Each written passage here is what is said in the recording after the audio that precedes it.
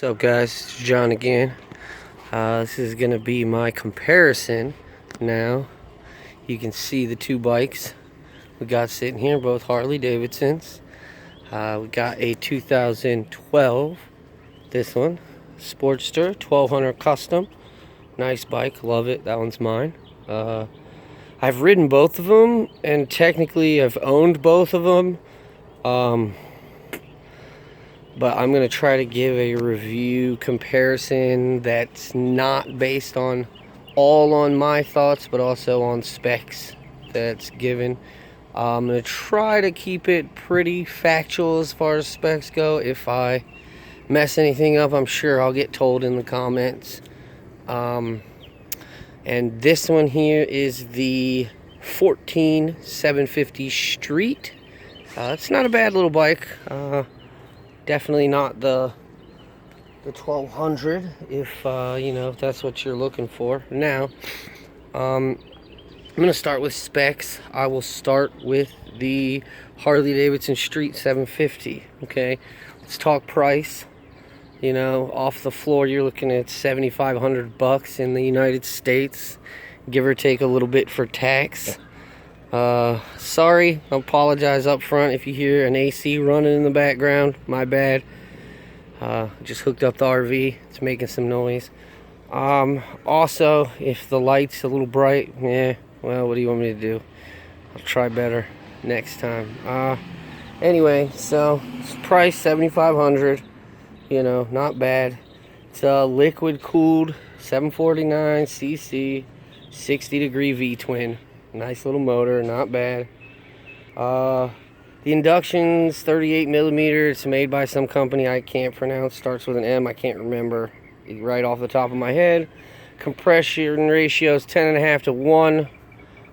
She's a nice little bike. She's got 4 valves per cylinder, of course. SOHC, 6-speed manual. It's belt driven. The front fork's got good suspension. It's got twin rear shocks.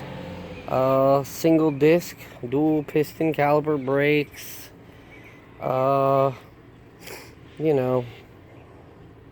Same good front tire, good rear tire. They're not bad. It's got a 32-degree rake, which is decent. The wheelbase is 64 or 60. Yeah, 64. Seat height's different depending on the seat that you have. Okay, they'll list something online and that doesn't make sense, because if you look, this one actually has the raised seat, so it's going to give you a higher ride height. Just because this one my father-in-law rides, and he likes a higher ride height, so that's how we do that. It says I think like 28 or 29 online. Don't listen to that. Total wet weight is like 505 pounds. Performance wise, I'll read you this. Okay, let me pick this up and read it. Okay, because this is whatever. Again, this is them saying this is what it should do and this is what we think it'll do, and here you go, we tested it. So you're looking at like a 4.5 second 0 to 60, 13.6 second at 93.8 and a quarter. 0 to 60 braking is 152 feet. It's got 57 horsepower, 57 and a half at 7,900 RPMs, and of course 43 foot-pounds of torque. It is what I would call the low-end Harley. Okay, I understand. Yes, they make a whatever you want to call it, a 500 version of this, but that to me would be almost insane to ride the 500 version. That thing was so slow, but this 750 is a little better. If you're trying to get into a Harley at a cheap price point, this could be your bike. It's it runs decent. It feels nice and crisp below you. It's it has a very small front tire, which I'm not a huge fan of, but some people like it. I'm also not a huge fan of that front cowl that they've got on it. But again, some people like it. Some people like the way it looks. Some people like everything about it. I mean, it is a quick bike. You know, we're not going to get into the head-to-head yet, but this is just a rundown of it. This is it. I'll get a close-up so you can see. I mean, it's, you know, it's a nice bike. It's, you know, same thing as all the others. It's got the single gauge, you know, nothing crazy. Very low mileage. I mean, we don't tear these things up. The one thing that I'll say about it, being taken aback by it when I first put my butt in the seat, okay? It feels, to me, like it's made out of cheaper materials, okay? That's the one thing that I'm gonna say. It feels like it's made out of plastic when the Sportster is made out of, like, metal. You know, it really feels, I don't want to say cheap, because it's a Harley, so it's not cheap. I wouldn't give that word. But it feels like a downgrade. Like why would I want this? When the price is so close, I mean, if you're going to do anything, why not just spend a couple thousand more and get a little bit, I mean, come on. But, again, that's my opinion, and I'm trying to be non-biased in this video, because I've ridden both of them, and they're fun. One thing that I will say for this bike, as a highway bike, as a traffic bike, it's awesome, okay? Highway bike, no way. This is not what you want. But if you're a city rider and you dip in and out of traffic, and especially if you live in California and lane splitting is legal, yeah, this will work for you. Because as you see, look at the width. It's really skinny. Like, it's super skinny. You can bob in and out of traffic. It's got a decent sized tank. I mean, it's, you know, it's good. It's, you know, okay. It is what it is. I can't make up your mind. This is just showing you. And then I will compare the two versus each other, okay? Now, we'll swap over and we'll start talking about the Sportster, okay? This is the 2012. I personally like this year myself. This is my bike, so I would hope that I like it. But, so you're looking at about 10.5 new for the Sportsters, okay? If you walked in and bought one new, I think I paid $7,900 or $7,800 for it, but I've had it since 13, so something like that. Yeah, close. So, this is the custom, okay? It's, you know, got the little custom add-ons or whatever. Nothing crazy. I didn't do anything stupid to it. The only thing I've really done is added a little bit of chrome and then the pipes, and that's really it. And I think it came with the stage 1 done, as far as I know, because it wasn't new when I bought it. It was 1 year old. But anyway, it's nice. You know, I love it. I love the bike. So, let's go over our specs, okay? This is the 12. It's the 1200 Custom XL.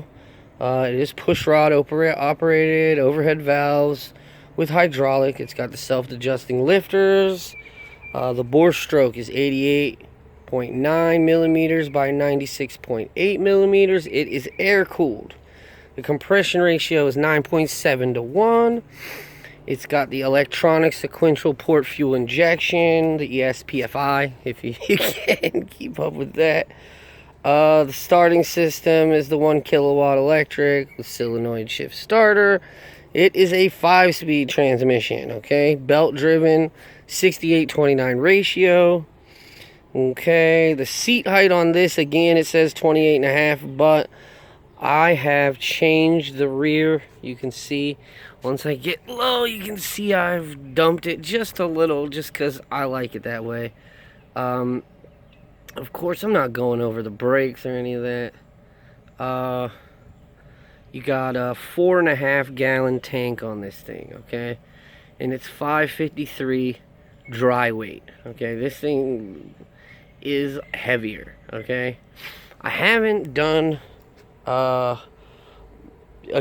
all the upgrades I want, but you know, I'll give you some close-ups to same thing, same basic concept. This one's in the back. Let's see, I've got I don't know, 6542 on there, 6,000 on this one. So what is it, 17? I haven't put much mileage on her since I've had her. But let's talk about her, okay? So she drives good. I like her. I did a video. If you haven't seen it, you can go check it out when I switched her from a Sportster. I mean, from a street bike. And while I do miss some things about the street bike, this bike has been amazing for me. It's my weekend cruiser slash go meet up with my friends and kick it, or ride with my father-in-law, or go wherever bike, you know. The only thing I'm in the market for is some bags. Other than that, and some handle grips. She's good just the way she is. I've ridden both of these bikes. I love the handling of the Sportster. I love it's a little more substantial. It gives you a little more feel of the road to me. That skinny front tire is deadly. I just can't do it. But again, a lot of people like it. That's one of the things that drew me to this bike, was I like the size of that front tire. If you compare, I mean, that's crazy. Again, a lot of people, I guess, all these bikes I see, you know, even when I was on a sport bike, it's a skinny front tire. But it just feels better to me when I have that big front tire. So that's one of the things I enjoy about it. You know, I like the air-cooled a little bit more, personally. I'm not a huge fan of having that fan kick on when I'm sitting in hot traffic and blowing hot air up in my face. Again, it just doesn't seem as cheap, okay? Little things like this make it better. Okay, look at the blinkers. You got one on each handlebar, okay? You go over to this one, you got this cheap-ass switch where you have to click. Man, when I had this, I left my blinker on 800 times a day. Every time I did something, I left my blinker on. If I turned, hey, click, I would turn, and I would expect it to cut off, and then I would forget, oh, I have to push the dummy button. Like, that is so not okay. Okay, so Harley, if you see this, man, you gotta fix that. That's garbage. No bike should have that, ever. No price point should be that cheap. Like, get the hell out of here. That, to me, is stupid. Okay, the control positioning. Here, I'll sit on it and just show you. The control positioning on this bike is directly straight below you. There's no way. It's horrible. It's not comfortable. And I have a kit coming that will move it to the front. It'll give you forward controls, which will probably make it more comfortable. But when engineering this bike, I'm not sure exactly what you guys were thinking when you did that. That wasn't exactly smart. Another thing that I would say is the muffler is extremely horrible. It's that when you start this thing, it sounds like a sewing machine. Literally, it sounds like a sewing machine. And this is a 750, so it shouldn't sound that. Like, really, you know. I talked about the fan. Not a huge fan of that. If you look down in there, it's a giant fan for this little bike, which is good, I guess. I mean, it's going to keep it cool, but God, it displaces so much air. The cowl, not a huge fan of it. Not a huge fan at all. Not the way it looks. The cheap plastic, flimsy, what do you did? Come on, man. Harley, you can do better than that. That's what I'm saying. You can do better than that. There's no way that you were designing this bike and you looked at that and said, hey, that's a good idea. And then let's talk about the worst flaw this bike has, okay? You get on this bike and you're sitting on this bike. You can see nothing out of this mirror. When I say nothing, I mean you can see the other lock, sorry. You can see my shoulder. That's it. Another design flaw. Like, when you were making that, Did you really say, hey, guys, only little people are going to ride this bike so they'll be able to see over your garbage mirrors? So if you buy this bike, 100%, if you buy this bike, I would not take it from them, period, unless you have them change the mirrors. That's the one thing, 100%, first thing that has to be done, because you cannot see behind you at all. You know, if you are, because I'm 5'9", 180, 185. Okay, so I'm not a big guy by any means. And I can't see over my shoulders at all. So, if it came to me and you asked me, would I recommend the 750 to anybody? I would say no. I would tell them that for $2,000 more, you should come and get this. New. I'm talking their new price versus new price, okay? Now look, you're looking at a 12, okay? Versus a 14. So that one's 2 years newer. And mine, honestly, in my opinion, still looks better. You know? I don't know. I can't. And then riding it, the performance, okay? It really felt like a moped, okay? I'm not trying to down Harley's attempt at getting into this market at all. And I understand there's countries where you have to have like learner bikes and all that. But in America, man, that's a no-go. That's like slaughtering a bald eagle riding that. Like, I just can't do it, you know? I'd give it to my wife or my father-in-law. You know? But again, I'm not on a Fat Boy or a Deluxe or anything crazy. I just ride a Sportster, you know? I love this bike. Now, let's do the comparisons, okay? You got, you know, the bigger front tire for me. The 1200 cc engine is, of course, it's where it's at, you know? I'm not downing the other bike. The ride is better. It's more comfortable. I've noticed one thing I will give that bike, though, is he gets better gas mileage than me. I'm usually stopping to fill up before him. The view from these mirrors is good. It's good. It's just I would like some bar end mirrors on it, but I just haven't quite found the ones I like. Again, I need handle grips. The ones that came on it are horrible. The paint that came on it is nice. I like that blue color. You know, there's not much else that I can say. I mean, I've given y'all the look. I've given y'all the spec rundown. I've given you my opinion. Okay, if I'm gonna go to a dealer and I'm gonna spend, you know, $8,000 to $10,000 on a bike, say 8 to 10, because that's the range, you know. And then of course it's gonna go up a little by newer bikes. But if I'm gonna spend that, you're gonna have your choice. You're gonna have this, or you're gonna have this. And I'm sorry, all day I'm taking the Sportster. Now, am I saying that you can't spend another $5,000 and make the 750 sick? No, that's not what I'm saying.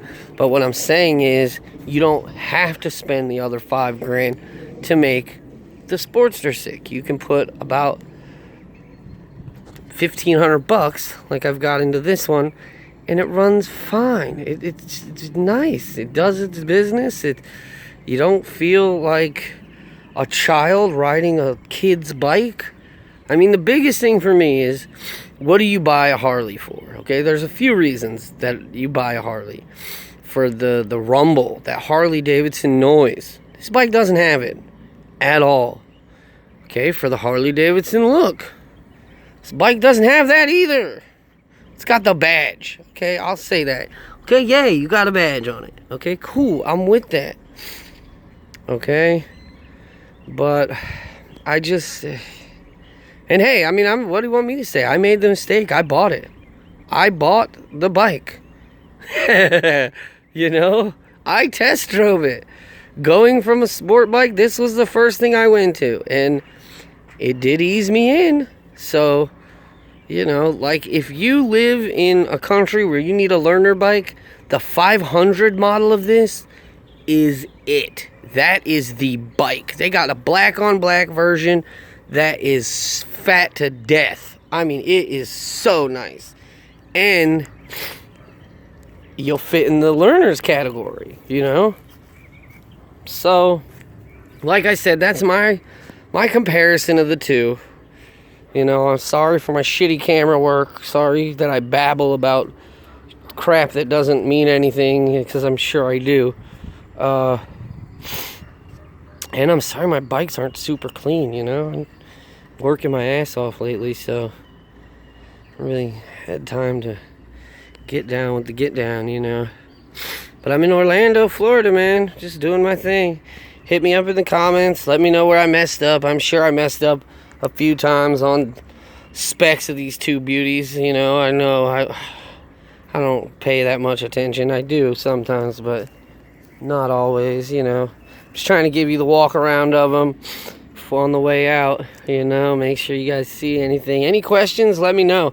I can answer anything specific. I tried to go over everything, you know, that I thought was important. You know, I guess for a smaller individual, this bike would work. It would be great, you know, for a woman maybe. But again, I would stick with mine personally. This is my bike, so, you know, fits me right. You know, it is what I like. It's my style. Look, if you back up, see, it's not. I'm not making it. I guess I'm making it sound like this thing is huge, fat, and too thick. It's not. If you compare, they're not much difference, you know. But it is what it is, you know.